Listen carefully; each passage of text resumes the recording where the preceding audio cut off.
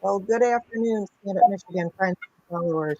We are here, Ron Armstrong and I are here today for our Legislators Roundtable discussion with Representatives Luke Meerman and Julie Alexander. Hi to you both. Thank you so much for joining us today. And I just wanted to just introduce our guests and let you all know that the number one thing we are hearing from all of you has to do with election integrity and election reform, and we know this. And that's why we've asked both Luke and Julie to be with us today, because we have been having discussions with the two of them about what the House is doing, what the Senate is doing, and Julie specifically has some very interesting information that she's pursuing through the Office of the Auditor General. So I'm just going to turn it over to our guests and ask them questions, and we're going to go through the House and the Senate GOP election integrity package, and we're just we're going to walk through the point, you know what this package includes. The House had a total of 6 bills. The Senate has a total of 39. And we'll let Luke explain to you what some of the differences are, but there's a lot of overlap. So we're just going to get right into it and walk through the different topics included in these bills. And then when we get to election integrity, the audit portion, we're going to have Julie explain what she's working on with the Office of the Auditor General. So Luke, do you want to begin? Thank you, Tammy. I sure appreciate being here with you both. And then Representative Alexander, thank you. Yeah, I'm excited about many of the things that are in front of us here in the form of election integrity, election reforms. I think they're going to be good for Michigan. At the end of the day, the governor's not going to sign all of them, but Ron, I think, is going to talk about a path we might have to get some more of these signed that she's threatening to veto. We just need voter trust at the end of the day in our election system. When you go to the ballot, is Luke breaking up for everybody, or just me? He is. He is breaking up. Okay. All right. Let's try it again. Otherwise, we may have to have you move your car. We may have to start with Julie. Move your car. Let's try it again, because you were really breaking up there, but you weren't with us earlier. So go ahead. Rewind, start over from the beginning. If it continues to be a problem, I'll let you know, and we'll just throw it to Julie. We'll get into what she's doing, and maybe you can move your car to a different position. Sounds good. Yeah, again, thank you so much, everybody. Is that coming through any better? It is right now, yes. Awesome. Just election integrity should be at the front of our minds, because at the end of the day, it is what our democracy is. Without trust in the without the understanding that the belief that our vote counted, what do we have in our democracy? Democracy, the voting, is the outlet for the people to decide who represents them, what their government looks like. And so all of these 39 bills in the Senate and then 6 in the House try to move towards that, to make this a process that we can trust. Again, it's not perfect. It's not going to be an easy process, but it's something we have to do. So, we're looking, some of the bills talk about ID requirements. Some of them push back on mailing out of absentee ballots, removing deceased voters, who can access the qualified voter file. There's a lot of work around the idea of who is a poll challenger and what ability do they have as a poll challenger, what protections do they have as a poll challenger. Also, some of the other issues we had were equal representation of Republicans and Democrats, in the area where they're counting the ballots. That you just, at the end of the day, if you can't write enough laws to make people honest. But if you have a system set up where the Republicans want the Democrats and Democrats can want, we're having trouble again, Luke. It just went bad again. So Maybe we can try and I'm reconnect, and maybe we'll have a better connection. And let's turn it over to Julie right now. And Absolutely. I think I can kind of summarize what I heard Luke to say through that crackled voice there. We as legislators, we are here to represent you. And I think it's most important that all of the listeners know we hear your voices. You are loud and clear. And we have many of the same concerns also. So as we look at the legislative packages out there, whether we're talking about the Senate or in the House, please know that we are not done yet. This is going to be a long and deliberative process, as it needs to be, as we look at the legislative packages in the Senate. Once they move out of the Senate, they'll come over to the House and vice versa. And what we have sent out of the House right now is just the beginning. This is the beginning of the process.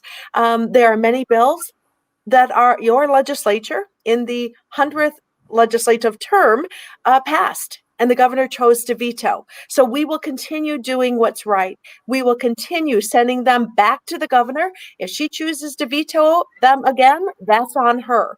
If we can overcome the problem with a veto override, we will definitely move in that manner also.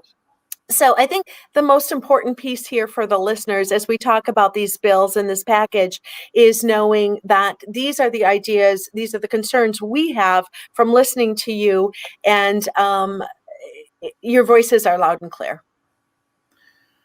so maybe it'd be good for us to just pop through some of these, because I know people want everything to be updated and changed. They want to have secure elections in all capacity and areas. And yes, I saw some comments here about what Georgia just passed, and believe me, those are included. Keep in mind that every state also has different election laws, which means that every bill has to fit in with your existing law and make sure that it's updated from there. But most of these things that are included in this original package from both sides, especially on the Senate side with their 39 bills, are a lot of language that has been used in other states that have already either been passed or has been becoming kind of universal to take care of these issues. Arizona has been a big part of it. So has Florida, Georgia, Pennsylvania. All of those have come up with some pretty great election bills that have either passed or again are working their way through the various legislatures.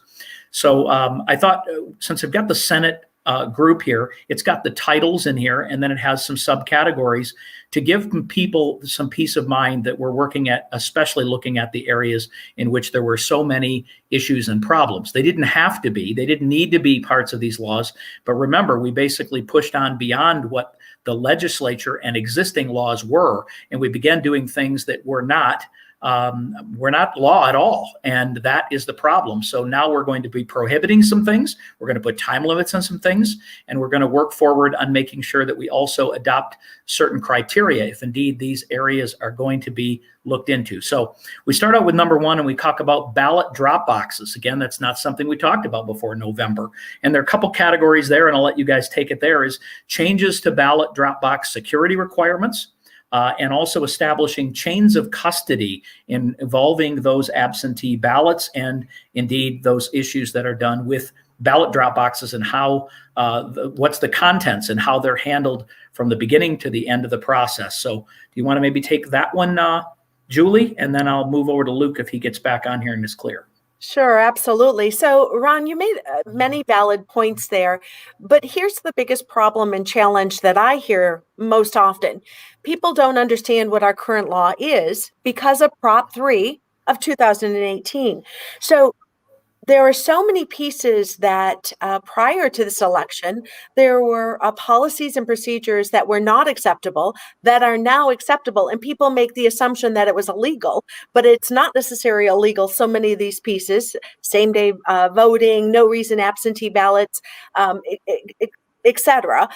People often think that, well, that's an illegal thing to do. But again, because of Prop 3 in 2018, it's not. So that does cause some confusion. In regard to the drop boxes, I mean, many people aren't aware that drop boxes were literally mailed to our municipalities. My own rural township here in Jackson County. I stopped by recently to pay my property taxes. My husband and I are farmers here in Hanover Township in Jackson County. And there's a drop box out front. I see them all over. And I asked the clerk, where did that drop box come from? And she shared with me, well, the Secretary of State delivered it. So they are being delivered without even being requested.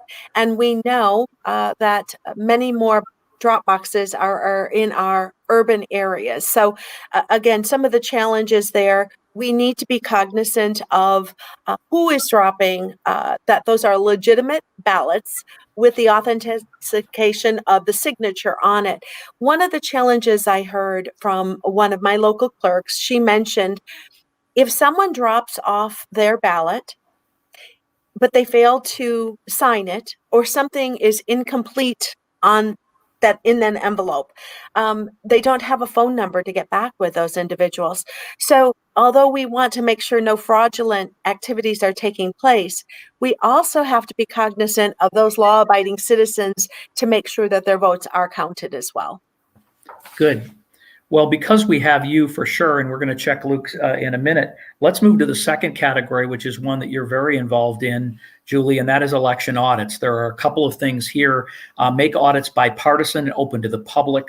This includes, again, each major political party appointing individuals. The Secretary of State would be required to live video stream the audit process, video recording of the audit process, allowing authorization of individuals from each party to attend, observe, and record the proceedings, allow for live video coverage to be done, and also video and audio recording of the voter tabulation. These are just some things under the election audits, but you've got some things beyond that, and it's kind of in your wheelhouse, so I'd like you to explain those to the people.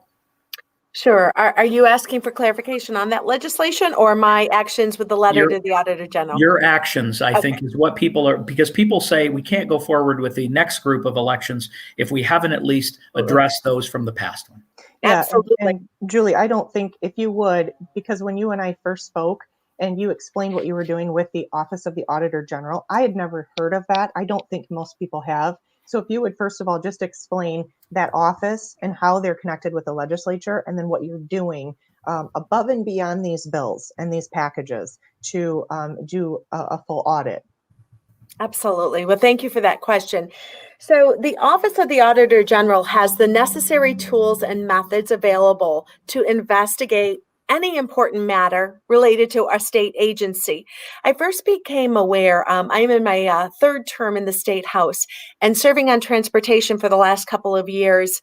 I had some issues with a report that the Department of Transportation put out. So I started doing some investigating on my own and reached out to the Office of the Auditor General. This department is nonpartisan.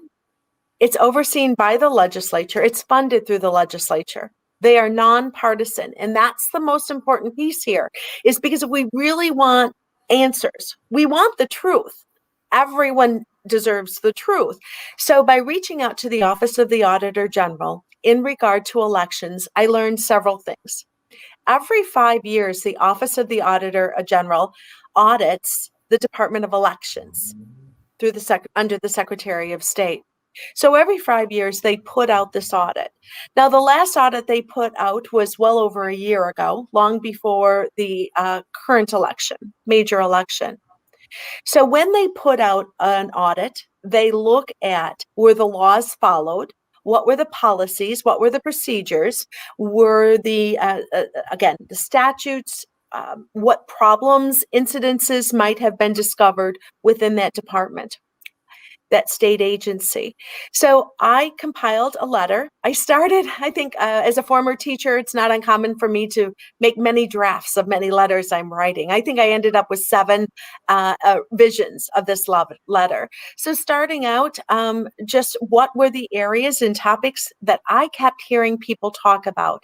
And I finally revised the letter and sent that off to the Office of the Auditor General on March 3rd. I initially created 6 categories that I saw value in overseeing for him to investigate. He has a staff It is a significant staff. They know how to audit finances, contracts, follow that path. Any questions, any concerns, they have the ability and those powers to get the information that is being requested. So initially, I came up with 6 categories that I was asking him to investigate. But in the meantime, the Secretary of State was coming out with her report stating that she provided 250 audits and the election was accurate. So when I saw her report, I saw value in asking the Auditor General to add a 7th category in looking over that risk limiting audit that the Secretary of State came out with by simply asking the question, as the statewide risk limiting audit was conducted on the November 2020 general election, what was the process involved in the audit? So better understanding that. But the 6 categories I initially came up with covered transparency, ballot integrity, uniform and equal treatment of voters and ballots, compliance with federal law and certification standards, transparency of public-private contracts that may have impacted election management, and finally, the training and election of officials. I think you will find if this is a public record, again, a letter that I sent to the Office of the Auditor General on March 3rd. I think you will find the questions you have would be included in this letter, but they're not so specific that it would limit him from looking into whatever information that might fall under the category within the letter I sent him. Okay. So we've had some questions here about where is the Auditor General's office, and meaning who is this person ahead of that office? And have you, of course, received replies? Because after all, those elections were now 5 months ago, and there certainly should have been, with his adequate staff or their adequate staff, the ability to have gotten some answers for the people to validate. Okay. Well, the best news is the office is very close to the Capitol, just a block away from the Capitol, close to our office buildings. And I have met with him and his assistant. His name is Mr. Ringler. I have met with him on several times, even before submitting that final letter to him, to help me understand what it is. In order for my letter to be successful and get the information that we're asking, what is the best way for me to phrase the questions and help me understand what he can and can't do? So I did 24 hours within sending this letter to him. I did receive a response, and this is an audit that will take place. I will offer, though, as I mentioned, every 5 years he's completing these audits. Because the last audit was in December of 19, he has not yet done an audit with the implications of Prop 3 of 2018 in place. So it was his intent to go back and look at some of these issues anyways, but it gives me the satisfaction of knowing those that I am listening to around the state, the questions and concerns individuals have around the state, the answers people are asking us to get, they have been included in this letter to the Office of the Auditor General. And again, within 24 hours, he responded that this will be a priority for him. Now, there's a good news, bad news situation here.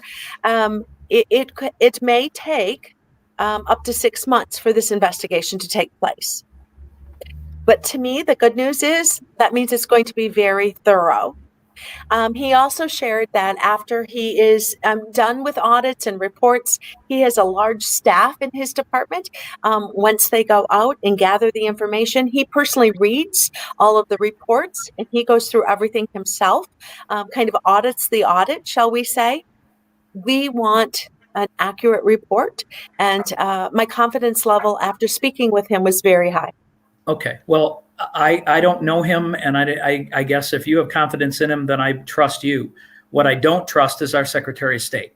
I do not trust her wanting any negative information, because this is a bipartisan group and the staff is probably embedded. I would guess there are a lot of staff that are on the other side of this issue.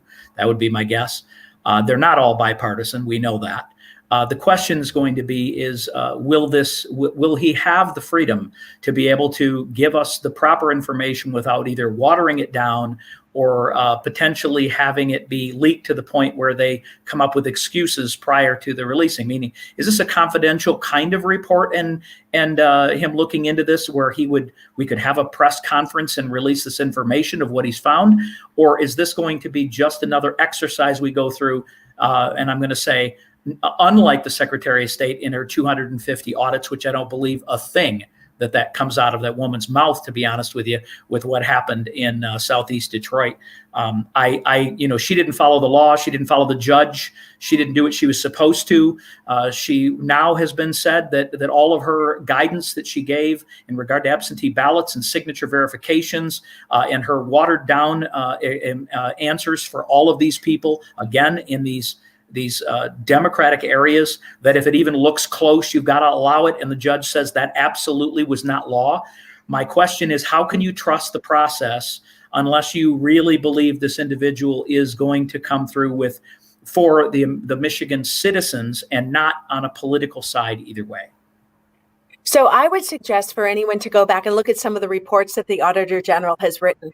In his last report, and again, I believe it was December 2019, he points out a variety of areas where the Secretary of State's Board of Elections is weak, where they are not doing what state law says they need to be doing. Areas that they need to improve are pointed out in this document. So those were some of the areas. Even in my revision in my letter to the Auditor General, I asked the question, how do we know if the Board of Elections has made the improvements that you recommended them make in your last audit? Okay, now I've got a question, if I can ask. So the one thing that we are hearing from the people, even many of these comments that are scrolling through that I'm reading, same questions I know, Julie, you probably have, Luke, you probably have. So what is the overall outcome? If they find that there were significant discrepancies, illegal activities, what will you as a legislative body, what will the state, what will the people be able to do? Will there be any accountability? What is the overall, results of an audit that shows? Because I know you even said you were going to enable them to go audit the Secretary of State's audit, which is great, as long as we know they're being honest and they're not working for, the other side that we can't trust. So what if we find out? I mean, we know there was significant fraud, but what if all that comes out? Then what? Well, that's a great question. It's an important question. And I completely get everyone's frustration. But to me, it's another tool in the toolbox. Kudos to you and Stand Up Michigan and all you do to help the people's voices be heard. We need to be tackling this from every angle. We need to be tackling it through our courts, through our We the People, through organizations such as yourself, through the Auditor General. What legislative initiatives do we need to move forward? What are our options there? In regard to what will the outcome be and what will we do with it, I think at this point in time, for me personally, it's premature to say. I think we need to allow this the time to gather the information. It's on my letterhead. It was when I gave a lot of thought as to if I wanted to send this letter to the individual, to this department.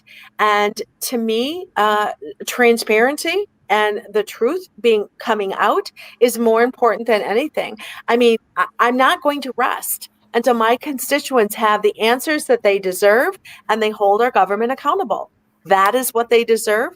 And this was just another opportunity that I chose to take to help secure those answers. That's great. And I do want to ask, I'm going to let Ron continue on and maybe pull Luke in here, but I do want to ask you, because a lot of the comments are asking, Julie, I so appreciate, I spent a lot of time on the phone with you learning who you are. So it was very refreshing to talk to somebody who was not concerned about their next job, but you were concerned about doing things right now. And so I appreciate that. And I just want to thank you for that. I could hear your heart and your frustrations as well.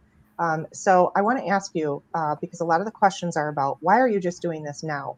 But when I spoke with you, I know that you've been involved in this actually for many months. So I just want you to clarify that, if you would. Sure, absolutely. So since day one, since the election, we've been asking the questions. This isn't something that just happened in March.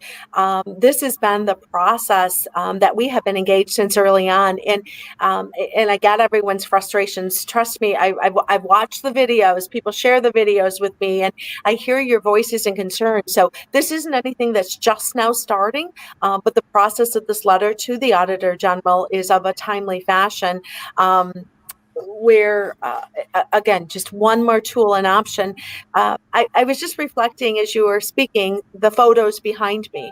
My wall is filled with family photos, right? It's about the faith we have in our country and our God and our freedoms. And I'm doing it simply for my family. We're farmers. I'm a former teacher. It is about the next generation. Just as farmers care about the environment and the land we produce to feed our country, I care about the future of our country as well. So I understand your frustrations. What you want us to do and what we're able to do aren't always the same thing. And I wish there was more we could do. I wish it could have been more timely. But we are just going through this process in the manner that is prescribed through legislation and the policy that we are held accountable to. Thank you. So let's move on to a couple of these, and then I want to see if Luke is going to be good to speak to them. We have two that are major, and I'm going to give some polling information down the road, but one of these is photo ID and voting reforms, and that means photo ID requirements for absentee ballot applications, no mass mailings of absentee ballot applications, prohibit prepaid postage on absentee ballots, pre-processing of absentee ballots, no affidavits for in-person voting, photo ID requirements for provisional ballots, and of course, military electronic voting. Those are the areas under the reforms for photo ID and voting reforms under absentee, provisional, and again, military. Can you touch on some of those, Luke? I want to see if you can come in clearly here. Yeah, thank you. I also want to take just a quick minute to let you know Representative Alexander was a small group of people that I saw continuing to advocate late into the night, before the election, after the election, and all the way through till now. And not all of it is public. But she was at the table with some pretty big, some lawyers that you would recognize, people that you know, in discussions with him long into the night. And some of the signature, asking for representative to sign on to different, asking for audits and different things. Julie was right at the center of all that. So I did see Julie continue to work since day one and never give up. So I've appreciated her work.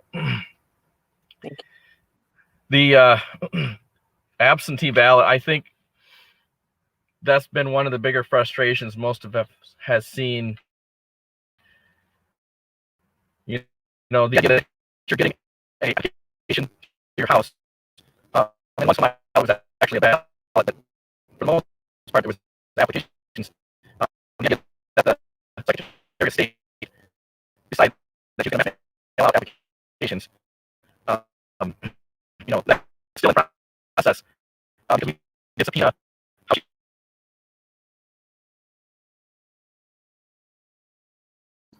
Still having trouble hearing you, Luke. Let's see if you can come back in clearly. You were good for a minute, and then you went dark again on us. Start fresh. How are you? I mean, we heard most of it. You were just talking about the voter ID and one of the most important things. See if we can get you. Yeah. And at the end of the day, again, I think that's where the frustration was, in the voter ID and the AV ballot. There's also some prohibition on, as you said, Ron, who can pay for that? Who can pay for those AV ballots to be the applications to be mailed out? Some of us have gotten right to life mailed out ballots, applications for your absent, don't forget to vote absentee ballot. The Democrats have done it. The Republicans have done it. But this was the first time that we really felt there was third-party money coming in and helping the governor, helping the Secretary of State pay for absentee ballot applications to be mailed out. Great. So again, we know that what the issues are with the photo ID. We know what they are, especially this ridiculous process of mailing unsolicited applications out to millions of households where people hadn't lived for decades in some cases, and the inability for us to double check that those people, that the envelopes and the signatures matched. First of all, they needed to be requested. And what they're saying here is we're going to do photo identification requirements or some sort of identification requirements prior to them being able to beget an absentee application. There are also, as we move on into the voter roll reforms, those mean voter registration affirmations, qualified voter file access, updates to qualified voter files, and of course the deceased voter removal process. Now, you guys all know that this was ordered again by the courts to clean up our voter rolls. And after the election and well into January, we purged 177,000 people from our voter rolls, which was well after. We don't know how many of those people or what percentage of those that had voted, but we don't understand why that process is not able to be done on a more timely manner and updated with other states and those that have moved out. As you know, in the last decade, Michigan has had 700,000 residents that have left the state of Michigan. How many of those people received voter absentee applications when they haven't lived here for potentially for years?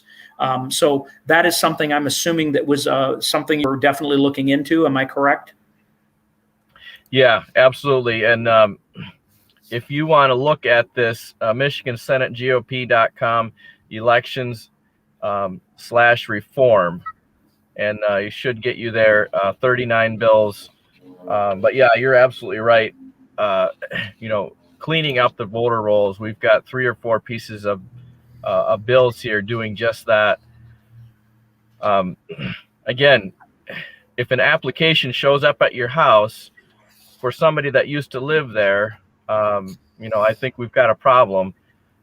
When did they move out of the state? We are somewhat constrained by federal requirements as to when somebody's name can get removed. Now, in the case of death, that's pretty straightforward.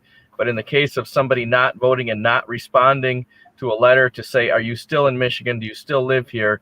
It's not an immediate thing that can happen. There's a couple cycles of elections that needs to happen before it can just be removed. So there's some federal restrictions on it. But that doesn't stop us from making sure that that process is happening, because we that has not happened as well as it should at all.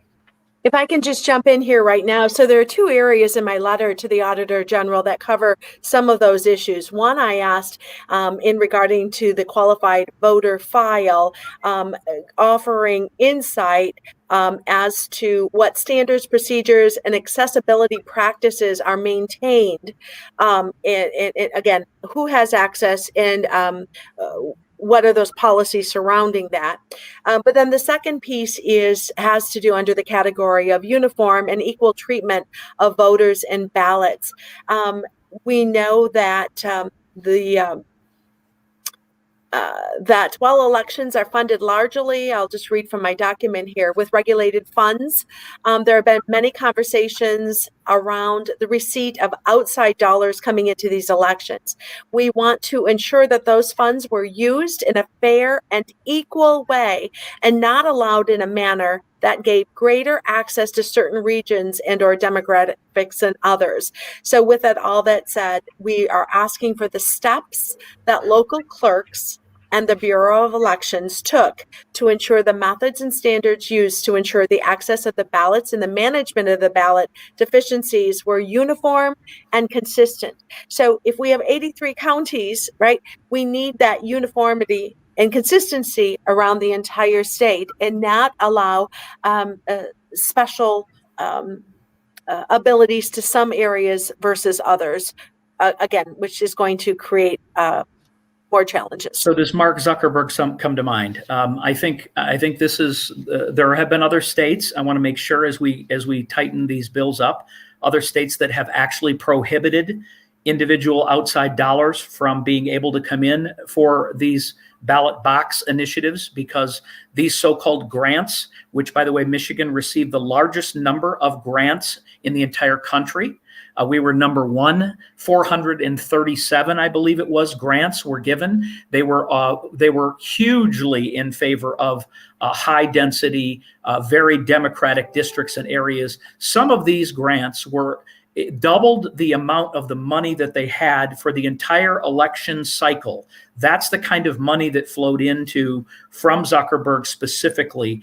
And of course, as you know, these boxes were not videotaped, they weren't watched, they weren't monitored, there were no time frames, which gets me into some things that I know that the people will care about. And there are some things here in regards to election day and results reporting reform. That's part of this. Early voting 10 days before an election. Official election results due date. Local clerks are permitted to submit their official election results by noon the day after the election. Talks about adding additional people to their canvassing boards if indeed they're based on population. But when you get into these, a lot of it is just getting into the weeds, but it is important that we, I believe, manage. And what you're asking for is not only legitimate, but what has happened in this previous election is we were again not prepared. Our side was not prepared for what transpired. These boxes again were placed everywhere, and I think were filled with trucks full of ballots that individuals did not drop off. We know that they had people backing up trucks and loading them into these boxes.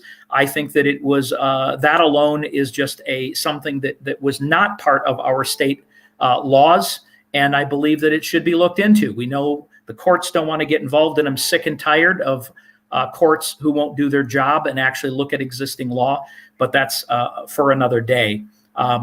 One other thing I want to mention, which I know all of you will care about, those that were involved in the Unlock Michigan petition. One of these bills is initiative petition reform, and that is a 100-day canvass requirement for an initiative petition.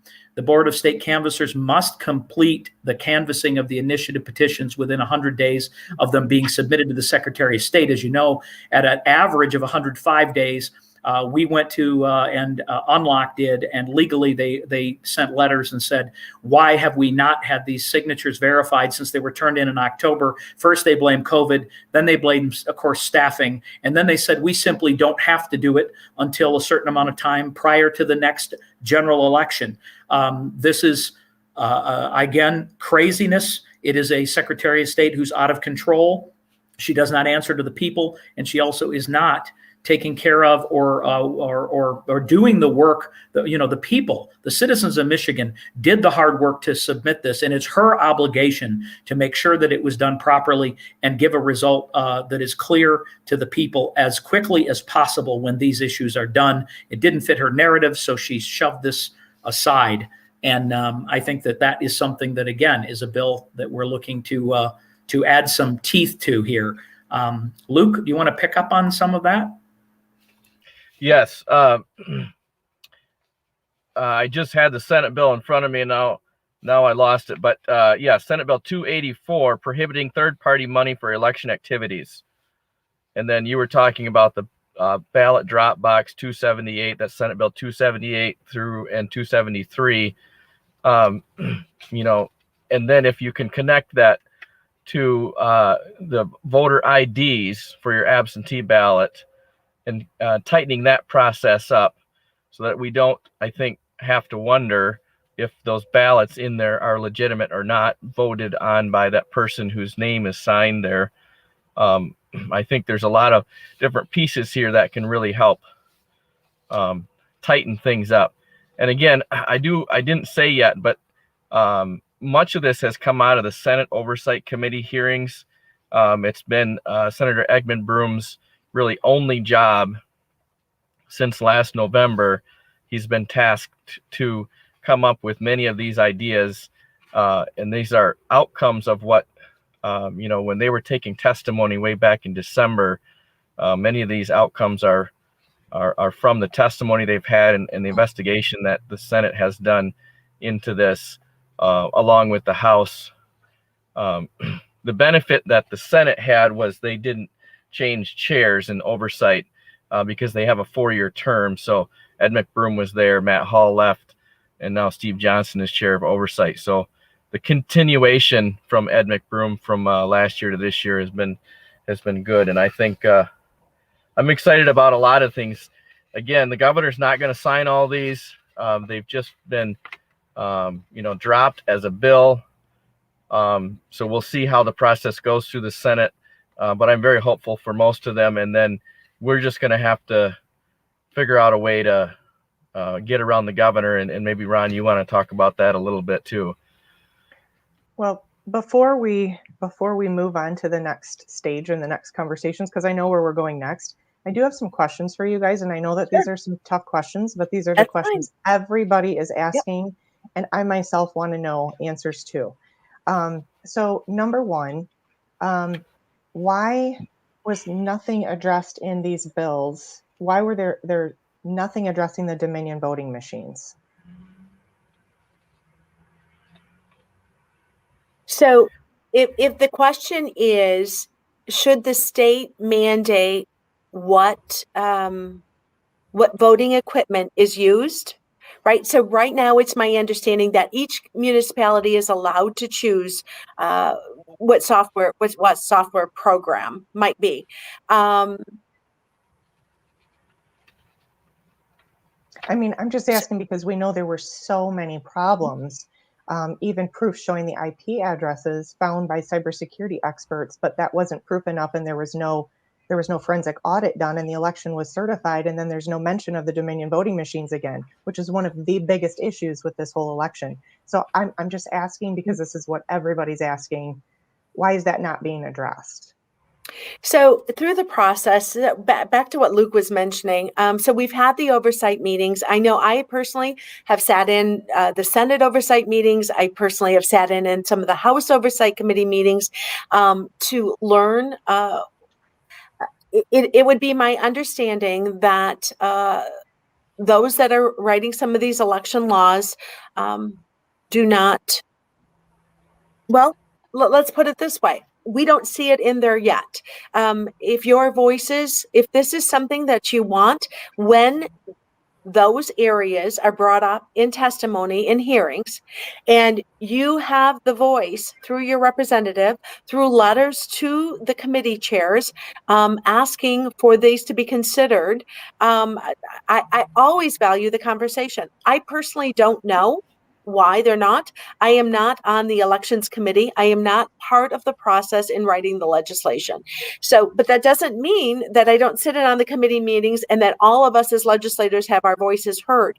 We have the ear of all of those we serve with, both in the House and the Senate. So I am more than happy to ask those questions on your behalf. As to what's being written, this is just the beginning. There will be more pieces of election policies coming down the road. So okay. I personally don't have any insight. Well, okay. What I'd say, Texas, for instance, have banned the use of Dominion voting machines. Several other states have, and as you know, many countries around the world are not allowing those machines to be utilized. I know we wrote a check for $25 million. That is an absolute drop in the bucket, even to the federal bailout that we have received. There is easily the ability to replace those machines with something that's trusted, that doesn't have the ability to be connected to the internet, that doesn't have the ability to have software manipulation be put into either in voting, and again, all the issues that have come up. Whether this is a red herring and whether the Dominion wasn't actually or wasn't the problem, the fact is it is absolute proven that they have the ability to be manipulated. They have the ability to be tapped into. And if they were or are connected to the internet in any way, shape, or form, and that data is transferred from anywhere outside that jurisdiction, is dangerous to the election process and especially the trust in the American people. And that is the reason that we just simply need to consider getting rid of those. And it's something I think the people are going to continue to demand, because we know Antrim has decided they're going to just use paper for the primaries. We don't know where all that's going after that, but I can tell you that there is no trust whatsoever. And when you have people there that are supposed to be overseeing, and they say, "Is it hooked to the internet?" and they say, "You're going to have to trust me." Well, we do not trust you at all. We don't trust any of those situations. I want it to be something where we can trust and verify.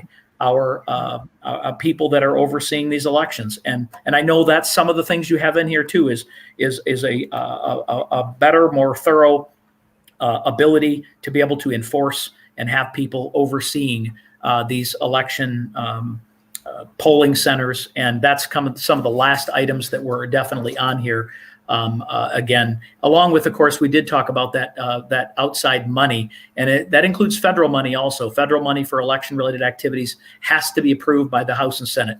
The one thing that you've seen around the country, and I've witnessed around the country, is many states are needing and wanting, and I would ask and encourage you to, is make sure that we keep the ability for our state to control the election process. The Constitution demands that each state legislature controls that in about 4 or 5 different areas. It is very specific. This H.R. 1S1 bill that is now sitting there that they call the People's Voting Act, I have to tell you, it is not only not the People's Voting Act, but this particular one that is out there is what we call the Corrupt Politicians Act. It is absolutely nothing to do with being something positive for the voting. It is federalizing elections. It is removing the ability of the states to control their own election process, the money in which it's been used. It actually eliminates the ability for voter ID in any state, anywhere, if this was to pass as it sits today. I wanted to share with all of you out there, again, I have some latest polling that just came out yesterday. And this is to let you know that this isn't just a Republican versus Democrat issue. It is an American, across all spectrums of people. 80% of registered voters overall agree with the strong safeguards that protect and inspire confidence by making it harder to hide fraud and easier to dispel false allegations of fraud. 80% agree with the statement that election fraud disenfranchises voters and casts doubt on the legitimacy of the democratic process. 64% pick strengthening election safeguards as their top issue and the credibility that it lies within those. 68% agree that states should never send any unsolicited ballots, including 66% of independents, 87% of Republicans, and 53% of Democrats all believe that indeed, and this, by the way, is a combination of white, black, Asian, and Hispanic voters. 77% agree that voters should be required to show a photo ID when they vote. And we have created a list of things that Americans are required to show a photo ID for. And it didn't matter if it's a library card. You can go through the list of ridiculousness that you have to show a voter ID for, and yet it disenfranchises voters if they have to do it in the voting process, which is absolute lunacy. 80% agree that if states are going to keep or expand no excuse absentee voting, they must balance it with safeguards that protect the security of those ballots and preserve the credibility of every election. And finally, 87% agree that protecting the right to vote is about the most important thing, and casting your ballot and protecting a fair and honest election system that ensures every lawful ballot be counted and guards against voter fraud. This is something that our entire country cares about. And it isn't a difficult process when you look at what has transpired in the state of Florida. After 2000, they did some amazing things, passed some amazing legislation pieces.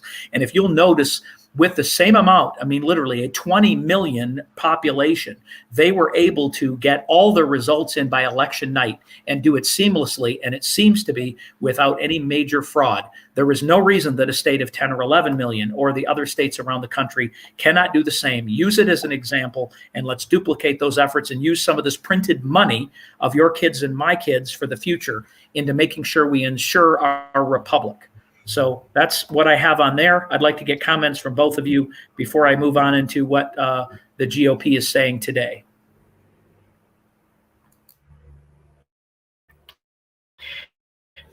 Thank you. Yeah, I do appreciate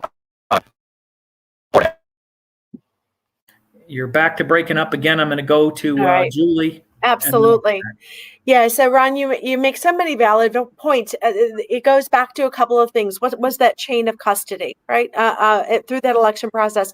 If we don't have the assurance that the chain of custody was in place, that's our first break. And that's one of the biggest issues. When I listen to what you say, my heart also goes to our military overseas, our fallen veterans that have given their lives for the ultimate sacrifice for our freedoms.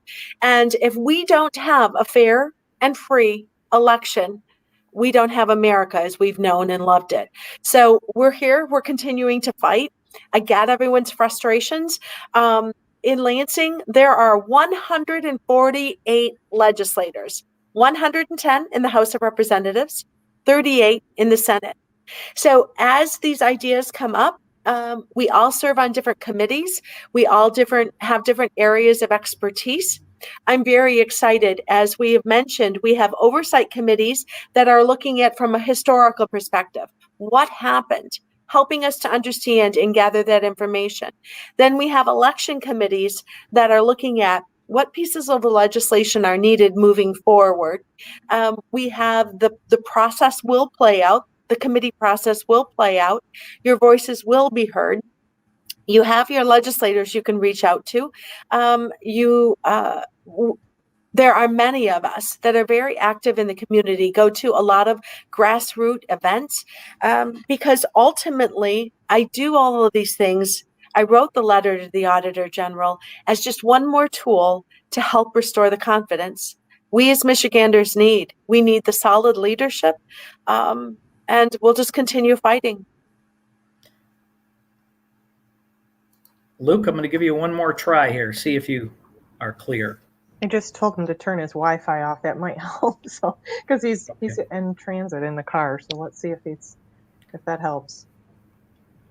While he's coming on, when I hear him, we'll break in. But I'll give you a couple more updates. One is one more thing that you'll read probably soon. It's a next step in the process of the Unlock Michigan campaign. Today, there is a period of time after they have the initial signature verification process kind of underway, they do a sampling of those signatures and put them up, and they are available for people to basically come in and put in challenges to the process or the signature verification. So it says the Board of Canvassers established a uniform deadline for challenging signatures sampled from the initiative, constitutional amendments or referendum petitions to elapse at 5:00 p.m. on the 10th business day after copies of these samples are made available. So the samples were made available on the 26th. That would be today. The deadline for the submission of any challenges is going to be 5 p.m. April 9th.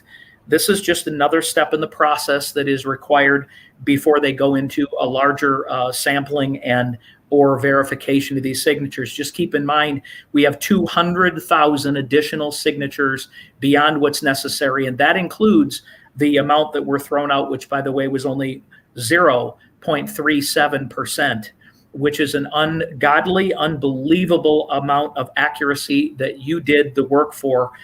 It's unheard of in all petition initiatives, and therefore we really feel extremely confident there. Doesn't mean the curveballs are over. The Attorney General is an absolute socialist. She does not care about rule of law, and that is a fact. So they're going to throw up everything that they can, but we do believe that we're on the path to success, at least in the efforts in which you did all of the hard work. Luke, are you there? Yeah, Ron, I don't think I have a whole lot to add.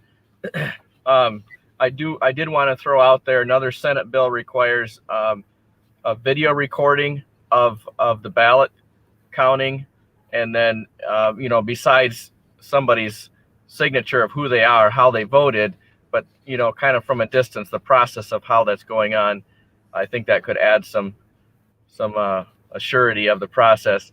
And then as the auditing's going on, it needs to be that process needs to be open for all to see how it's happening, because we do have auditing that's going on. But as you pointed out, Ron, we have a Secretary of State that we don't trust. I don't trust. We've seen her continuing to flout the rules.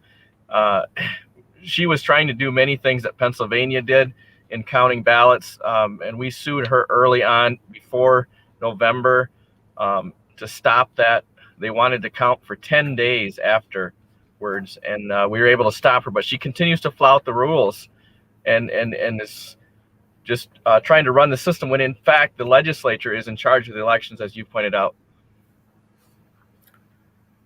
They are indeed. Julie, anything to add there? Yeah, one of the pieces of clarity I think we need in statute is what an audit is.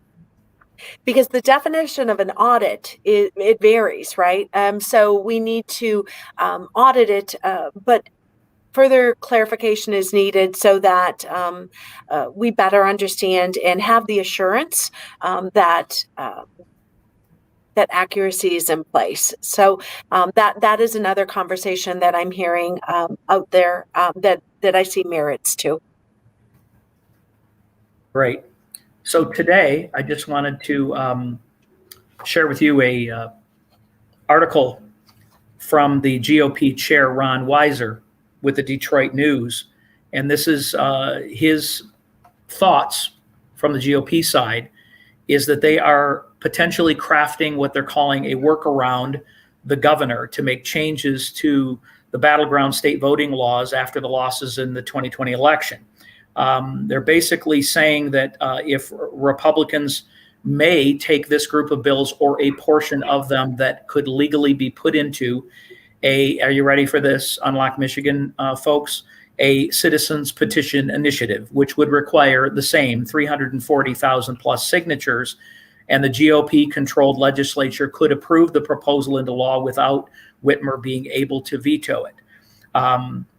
They did talk about in here the 39 bills Wednesday to require applicants, and it goes through what we've just talked about. If that legislation is not passed by our legislature, which they're sure certainly that it would be, it would then go on to the ballot in 2022, according to what was posted. This plan includes taking the legislation and getting the signatures necessary for the legislative initiative so that it become law without, again, Governor Whitmer's signature. In states across the country this year, Republicans have advanced changes to voting laws after former President Donald Trump lost, if we want to even say those words. On the November 3rd, Democrats argued that this push, of course, is because of Trump and not because of wanting truth in these legislation issues.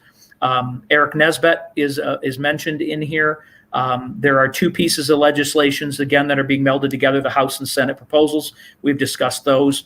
But in other words, for those that think that this would have to just go forward and may very well end up not and having to just go on a ballot, meaning it isn't going to affect us in 2022, it is possible that this could become a petition initiative, which would be mandated under the Secretary of State if the signatures were done by early next year, to make sure that this could be voted on by our existing legislature and would be law for the next election. As you know, there are deadlines of having those be instituted, because even though you pass all of that, it takes time to change some of these things. But it certainly doesn't take time to change whether somebody gets an application or doesn't, or how we count ballots on the day of an election. All of those things, or many of those things, could be done during this next election. And if a governor or a Democrat out there was to decide to vote against this petition initiative to clean up and make sure that every legal vote counts, then they need to be voted out next November. And I want to put them on record. They are not about transparency. They're not about what's legal. They're about power. They're about control. And right now, the Democrats, just like the Republicans in the legislature, have no control. It is unilaterally being controlled currently by Elizabeth Hertel and by the health department, and ultimately by our governor, who's pretending that she's making the decisions when we all know that is not the case. Tammy. So I want to thank you both for coming on, because this is, you feel, you hear the anger behind everyone. And so we know you hear it directly. You're in the line of fire.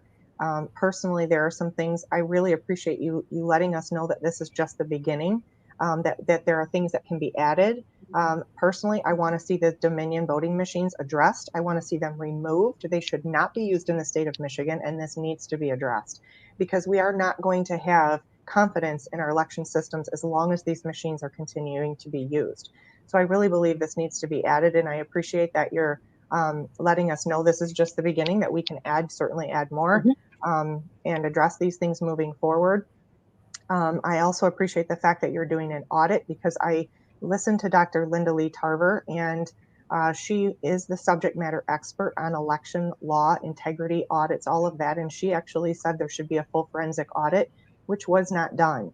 And so there's a lot of anger behind that. The forensic audit should have been done. The election should not have been certified without all of those things. So there are some, there's just some residual anger that I think the GOP is going to have to deal with, because those things weren't done that should have been done. And so people are frustrated because there's no accountability. So while I really appreciate what you guys are doing, and I know you both, I've talked with you both, so I know that you are truly conservative people that are both rolling up your sleeves and working hard, and two people can only do so much in an entire legislative body. I get that.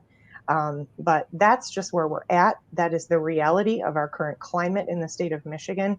People are frustrated. There's been no accountability. There are answers that still need answering. And then we need to put more into this. This is a great start. I totally agree with you. It's a great start. I'm very happy with where we're at, with what I've read through and what we've talked about today. But I do believe we need to add in the Dominion voting machine issue, because I know we're going to lose a lot of voters who've lost so much confidence. They don't trust that the Dominion voting machine is not going to change their vote, that they're not going to vote.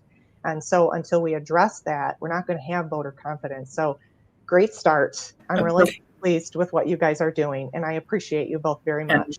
And I have to say, you have a much more conservative legislature in the House and different leadership right now than what existed before the November elections. I believe that the conservative group is leading the charge in the caucus in the House side.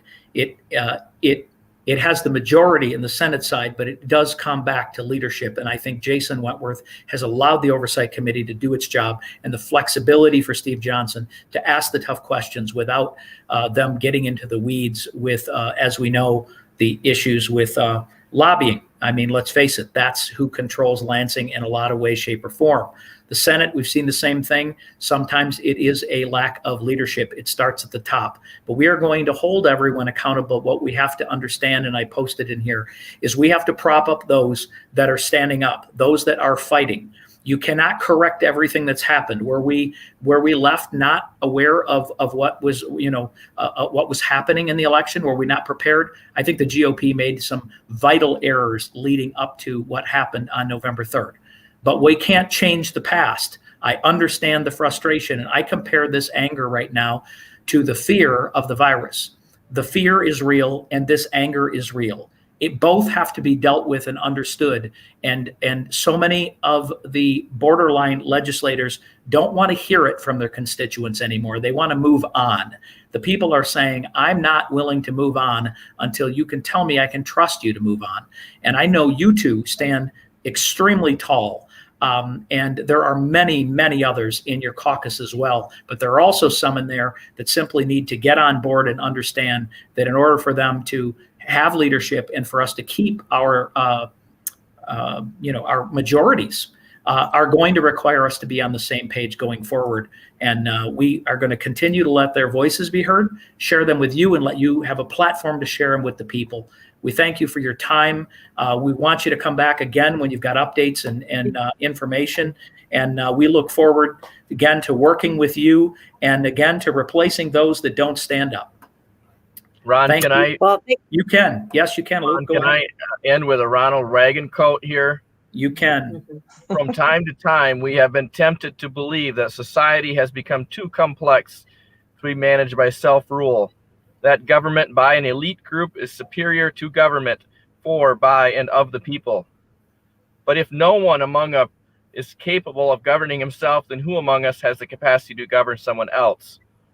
So continue to stay engaged. We love this republic. The Grand Republic is not dead. I'm hoping this is the beginning of an awakening. Amen. That's what we're calling it. Amen to that, right, Tammy? Yes. We're calling it the Great Amen. Awakening. That's exactly what we've been saying. The church is awakening, the people are awakening, and yes, there are problems from yesterday. We can't correct them all at this point. We still want accountability, but we need to work with people like you who are standing up and fighting, even though you may be in the minority. And we recognize that the leadership has been a real problem and has hamstrung you guys. We know that. But now we're seeing people stand up and fight like never before because you guys, even like you said, Julie, Jason Wentworth is totally behind what you're doing. And so we recognize there's been a change in leadership, which is going to help you all move forward. And we're here to work with you and to help you as well. Well, thank you. I appreciate that. My number one goal in regards to these election and election integrity is to restore confidence, because that is what is needed. But kudos to Stand Up Michigan and all of our listeners out there. You really make a difference. Your voices are heard.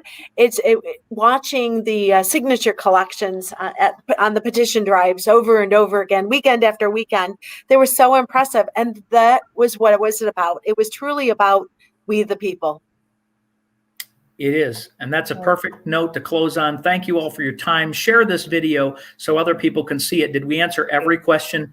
Of course not. We have to work continually towards getting the answers as best we can, but we certainly are on the right track. And we thank you for your time joining in, and we'll talk to you again soon. Thanks, everybody.